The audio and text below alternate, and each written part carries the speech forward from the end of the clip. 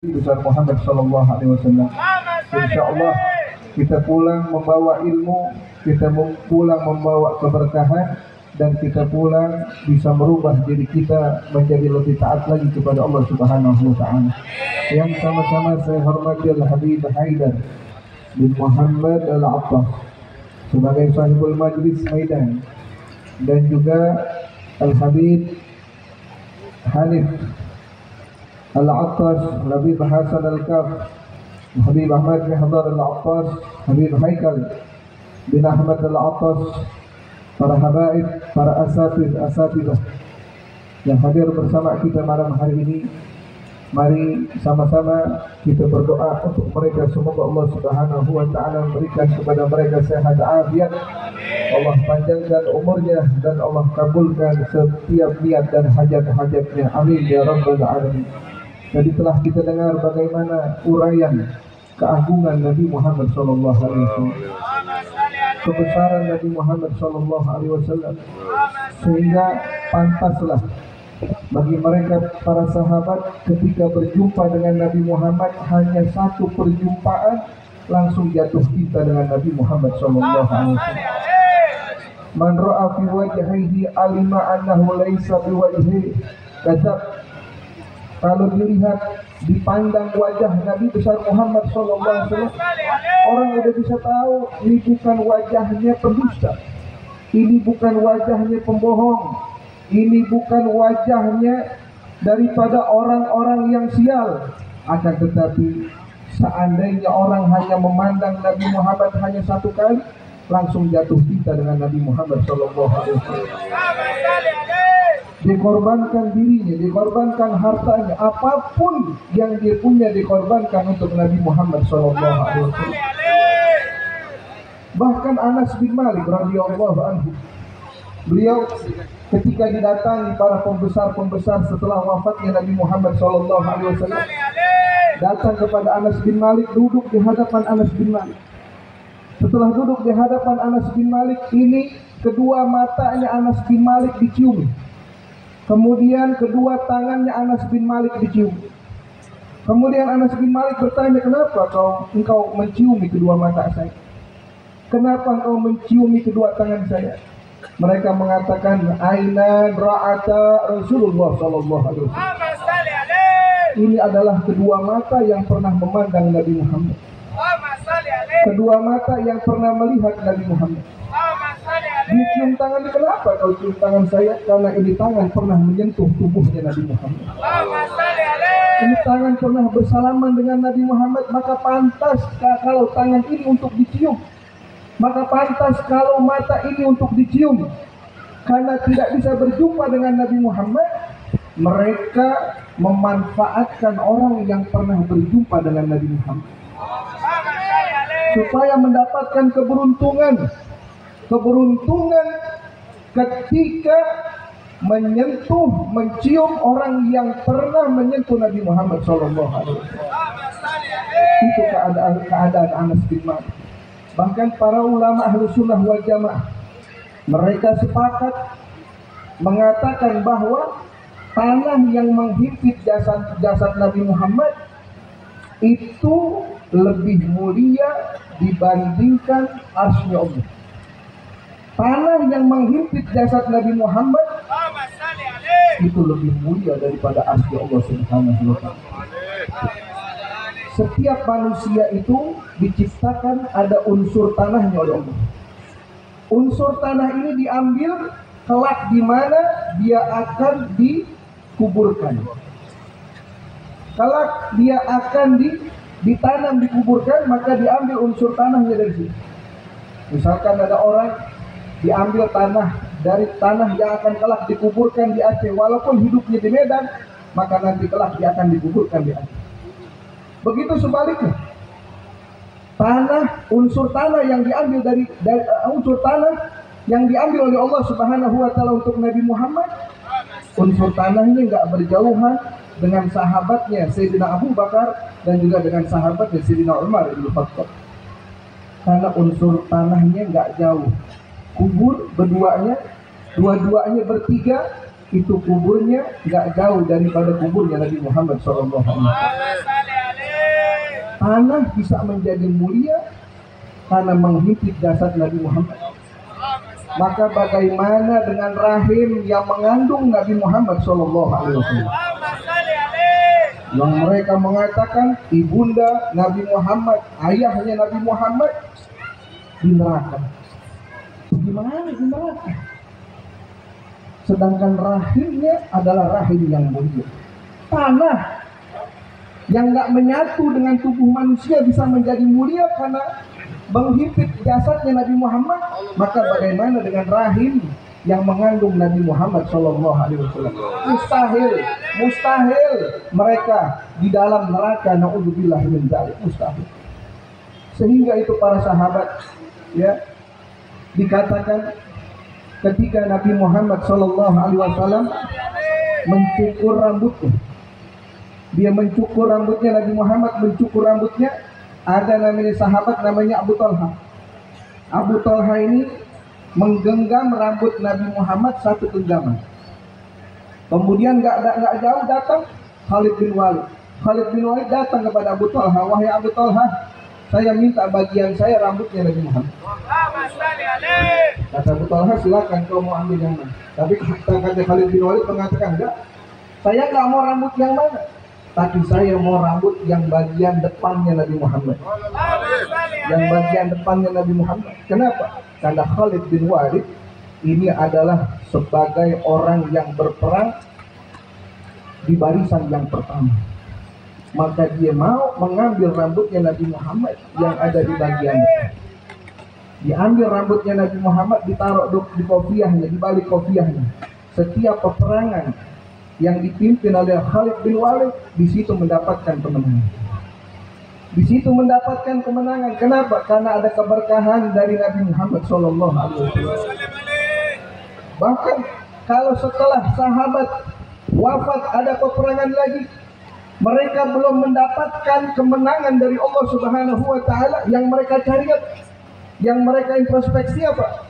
Bukan introspeksi dengan senjatanya, bukan introspeksi dengan alat-alat perang, enggak. Tapi yang mereka introspeksi adalah apakah di antara kalian ada yang pernah melihat Nabi Muhammad? Kalau ada, panggil itu orang, suruh ikut perang sama kita. Itu orang yang pernah melihat Nabi Muhammad, ikut perang aja, ikut perang, itu perang menang. Kalau nggak ada kita yang melihat Nabi Muhammad, atau orang yang pernah melihat Nabi Muhammad. Dibawa itu orang menang perang. Setiap dibawa menang perang. Kenapa? Karena Nabi Muhammad penuh dengan keberuntungan. Kanu yaqtatiluna ala wudu'ih. Itu sahabat, kalau Nabi Muhammad sedang berwudu, bawahnya dipadangin pakai baskom, ember. Rasulullah wudu, selesai wudu, ini air bekas wudunya Nabi Muhammad jatuh ke ember, ditampung sama dia. Kemudian selesai Nabi Muhammad berwudu, doa selesai jalan, ini air wudu bekasnya Nabi Muhammad. Semua sahabatnya pada berwudu, berebutan air bekas wudunya Nabi Muhammad SAW. Kalau ada yang nggak kedapatan, dia cari temennya mana yang tadi dapat air wudu bekasnya Nabi Muhammad, diambil tangannya, dikeperin ke dadanya. Kenapa? Karena mereka mengerti tentang keberkahan. Akidahnya akidah yang murni, yang langsung diajarkan oleh Nabi Muhammad SAW. Bahkan dikatakan di dalam kitab Riyadhus Shalihin, ada seorang anak kecil. Ini anak kecil, anak Yahudi, selalu membantu Nabi Muhammad. Ketika satu saat anak kecil ini sakit. Karena setiap hari membantu Nabi Muhammad, ditanya kemana itu anak kecil, sakit. Rasulullah jenguk. Ketika jenguk, kemudian Rasulullah melihat anak itu. Kemudian Rasulullah SAW melihat anak itu, Rasulullah mengatakan, masuklah ke dalam agama Islam. Udkhulu fi Islam, masuklah ke dalam agama Islam. Ini anak masih dalam keadaan agama Yahudi.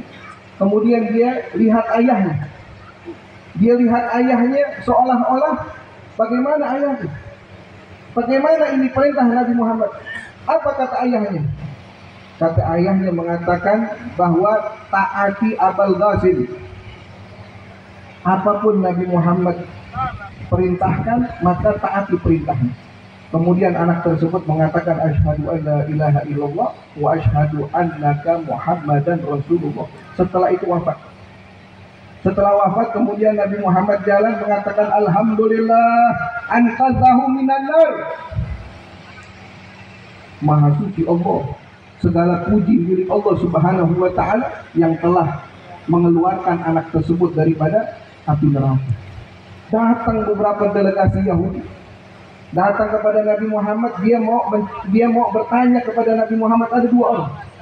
Yang satu orang pintarnya Yahudi, dia diajak temannya, ayo kita ke Nabi Muhammad, kita tanya tentang Sab'al Masani. Apa Sab'al Masani? Sab'al Masani itu surah Al-Fatihah. Jadi surah Al-Fatihah itu sudah disebutkan di kitab-kitab sebelumnya. Jadi kalau memang ini Muhammad seorang Nabi, saya mau tanya dia tentang Sab'al Masani. Ayo ikut saya. Jangan. Sampai di hadapan Nabi Muhammad, dia bertanya tentang Sab'al Masani, semua dijawab oleh Nabi Muhammad. Setelah dijawab oleh Nabi Muhammad, ini dua orang Yahudi ini mengucapkan dua kalimat syahadat. Setelah mengucapkan dua kalimat syahadat, tangannya Nabi Muhammad dicium. Bukan tangannya lagi, kakinya dicium. Apa Nabi Muhammad ingkar? Enggak ada. Nabi Muhammad dia enggak ingkar, enggak ada. Tangannya dicium, kakinya dicium. Ini Nabi Muhammad. Makanya tadi dikatakan siapapun orang yang memandang wajah Nabi Muhammad walaupun satu kali langsung jatuh cinta dengan Nabi Muhammad. Sekarang apa? Sekarang giliran kita menjalankan apa yang diperintahkan oleh Nabi Muhammad. Nabi Muhammad suruh kita pakai siwak. Ya, banyak ajaran Nabi Muhammad SAW itu banyak kalau kita ikuti dan taati, di situ ada keberkahannya Nabi Muhammad. Apa contohnya? Makan. Contohnya kita makan. Berapa banyak orang Muslim makan nggak baca Bismillah? Berapa banyak orang Muslim makan nggak baca Bismillah? Berapa banyak? Dia baca di mana? Di pertengahannya. Di pertengahannya baru baca Bismillah. Atau kalau udah habis baru ingat, oh tadi belum baca Bismillah. Ini kejadian ada di hadapan Nabi Muhammad. Ini orang lagi makan dari pertama nggak baca Bismillah. Rasulullah lihatin sampai tinggal satu suapan, dia ingat, wah tadi nggak baca Bismillah. Dibaca Bismillah, Bismillah fi awalihi wa akhirihi. Kemudian itu satu suapan terakhir masuk ke dalam mulutnya. Rasulullah ketawa. Sahabat tanya, ya Rasulullah kenapa ketawa? Dari tadi setan makan sendiri. Tinggal satu suapan dia baca Bismillah, itu setan muntahin apa yang dimakan dari awal sama orang tersebut. Cuma Bismillah sesuatu yang basit, mudah bagi kita, tapi efeknya luar biasa buat setan. Efeknya luar biasa. Bahkan Nabi Muhammad mengatakan apabila seseorang masuk ke dalam rumahnya dan ingat kepada Allah, artinya membaca Bismillah, maka setan akan berkata kepada temannya, mengatakan bahwa ini malam kita nggak dapat penginapan, ini malam kita nggak dapat hotel.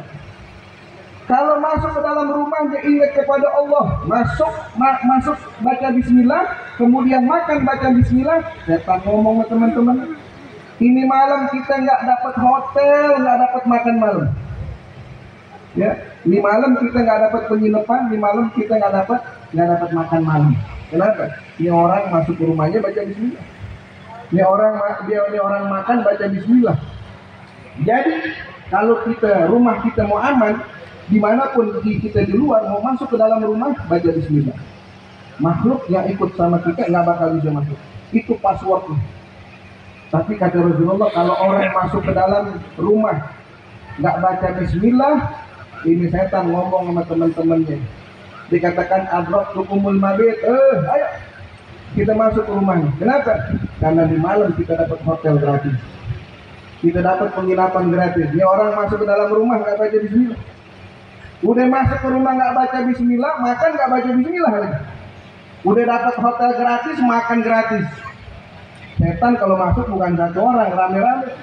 Ada yang di bawah tempat tidur, ada yang di atas lemari, ada yang di dapur dan lain sebagainya. Dari mana? Kita yang ngundang dia masuk ke dalam rumah.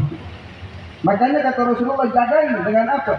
Dengan membaca Bismillahirrahmanirrahim. Dengan membaca Bismillahirrahmanirrahim. Maka dari sini ayo kita mulai. menghidupkan kembali sunnah-sunnah Nabi Muhammad, dan kita mempraktekkan apa yang diajarkan oleh Nabi Muhammad, karena semua ajarannya Nabi Muhammad penuh dengan keberkahan. Allahumma ja'al jaman hadza jam'an marhumah wa tafarraqan min ba'dihi tafarraqan ma'sumah wa la taj'al lahum fina wa la mina wa la ma'nan sayyi'an wa la matrudan wa la mahrumah. Allahumma hdina bil huda waj'alna mimman yusari'u fi ridha wa la tuwallina wa la siwa wa la taj'alna mimman khalafa amraka wa 'asa. Wa hasbunallahu wa ni'mal wakeel wa la hawla wa la quwwata illa billahil 'aliyyil 'azim. Wa sallallahu ala sayyidina Muhammadin nabiyil ummi wa ala alihi wasallam. Walhamdulillahi rabbil alamin. Insyaallah, tabarakallah, jazakallah khairan wa ahsanul jazaa. Sama-sama kembali kita ucapkan